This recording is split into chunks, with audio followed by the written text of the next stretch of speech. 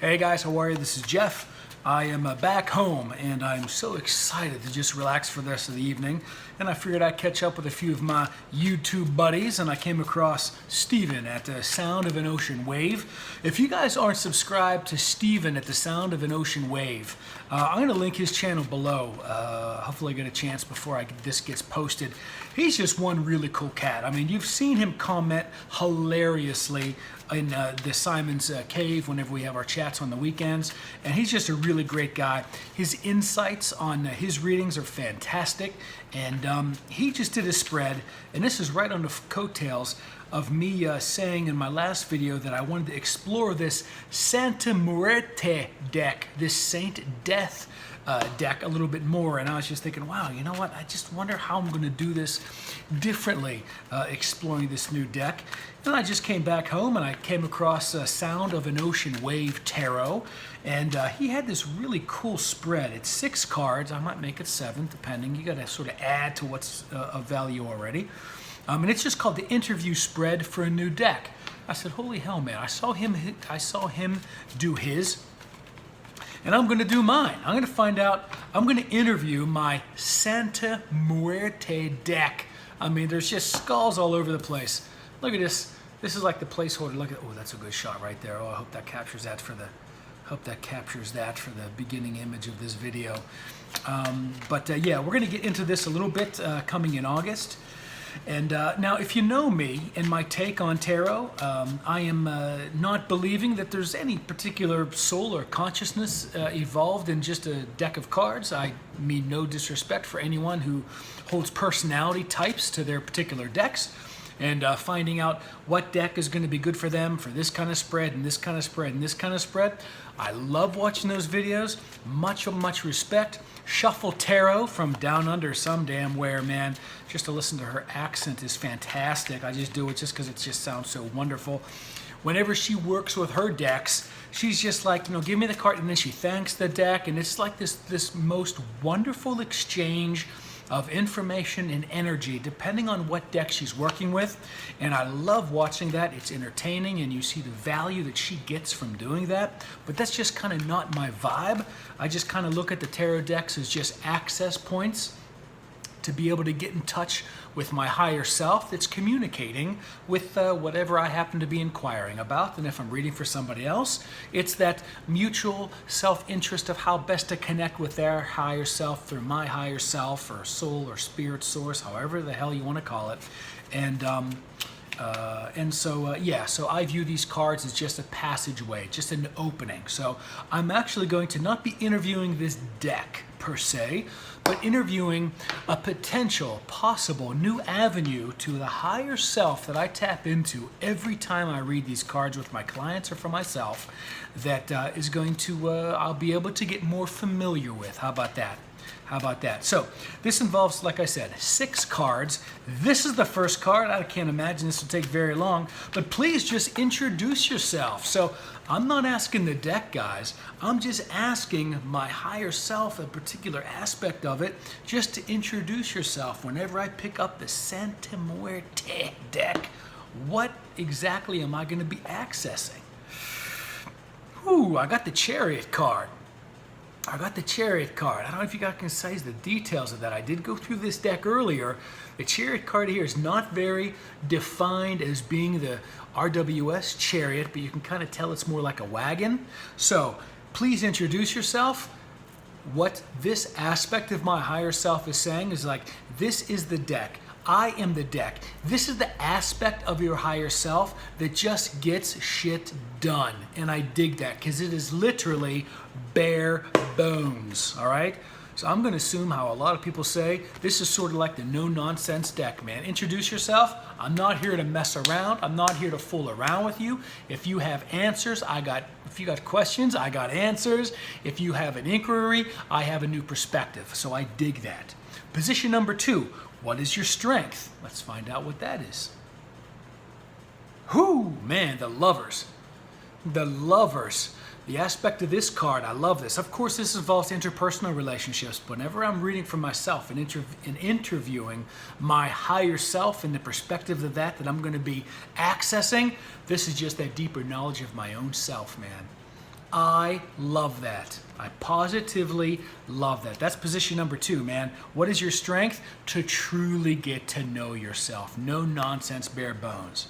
Positions number 3, your limitations.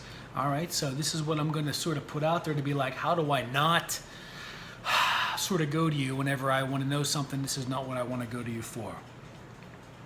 The Hierophant. This is interesting. The limitations. What are your limitations? That's a cool card though, right? You got a little RWS right there with the hand. Got a little RWS there with the hand.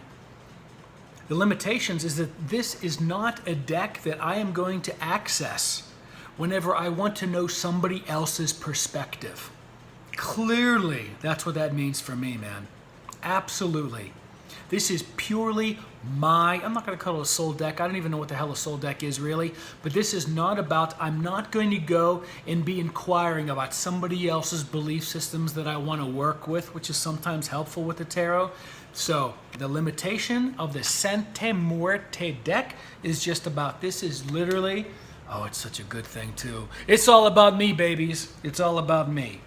Number 4. What can I learn from you? Well, we kind of have an idea. What can I learn from you? The Emperor, man.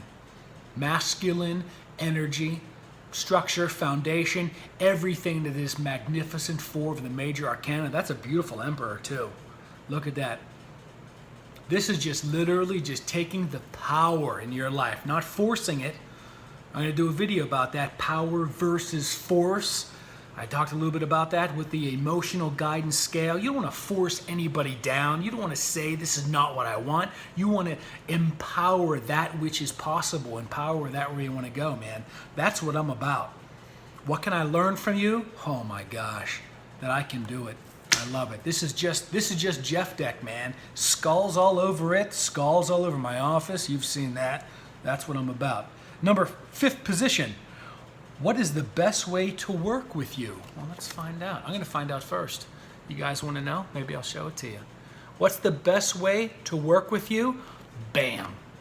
Right there. That is, you may not know it because you can't see it. It may be too small to see. But this is the Queen of Pentacles. This is, and I'm going to just go to the imagery of this beautiful deck. This is the first time I'm really going to the imagery of this deck and not just knowing what I know about what a Hierophant is, what a Chariot is. This is about moving up. This is about graduating. This is about getting into that new state of where I am in my life. The Q word for this particular card, the Queen of Pentacles, is nature. So this is about me finding my new set point in the world. I dig it, man. That's the best way that I can work with this deck. Because I am aspiring, and just like this cat is doing right there, just like that beautiful queen is. Queens are masters, guys. Queens are the masters of the damn deck. If you don't know that, start from square one because you want to love the queens. You just do. You just do. How about the 6th card right now? Outcome of our relationship. Outcome of our relationship. What is this? Oh, this is the 2 of Pentacles. How about that? I didn't even see this card. Talk about the love of skulls and skeletons. The 2 of Pentacles. This is doing your life with the balance, man. I love the coin suit. This is knowing where to put your focus. That's exactly what I'm about. That's the outcome of our relationship. That is the outcome. Now, if you know me, I got to add another card because if any spread is going to end with outcome, that's not the result. You want the result of the outcome. So let's get the ultimate result. This is where I add value to this beautiful spread here that I saw from Steven from Sound of an Ocean Wave. Here we go right here. How about this? The result of the outcome is this most beautiful, totally badass Ace of Coins or Ace of Pentacles. There it is, man. That's the new life. That's the new state of being. That's where I'm going. That's what I'm excited about. That's where I put my focus. That's what I'm feeding. and I'm starving the distractions and all the things that aren't serving me until I get there, man. This has been a fantastic spread.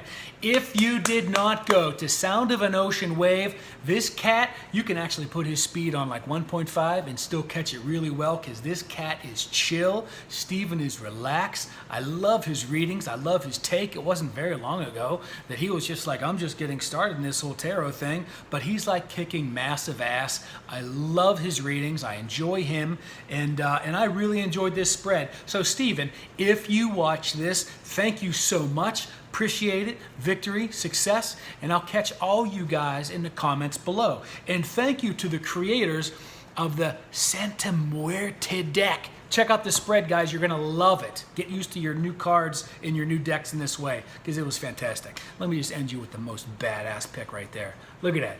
Badassery right there.